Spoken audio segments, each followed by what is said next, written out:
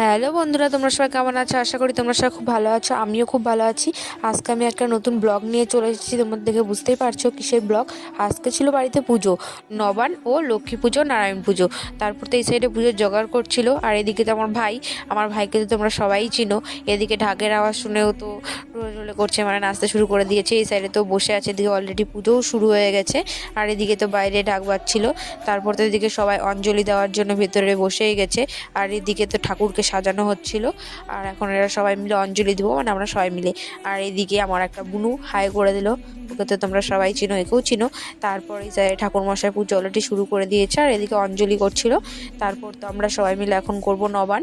তারপর তো বাইরে বেরিয়ে আসে, এই সাইডে খিচুড়ি রান্না করছিল একটা দাদু। আর এই দাদুটা খুব সুন্দর, গুড়মুড়ো দাদু। তারপর ওই সাইডে একটা দাদু দাঁড়িয়েছিল।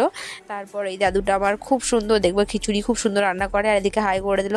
তারপর তো এখন আমরা সবাই মিলে নবান করব।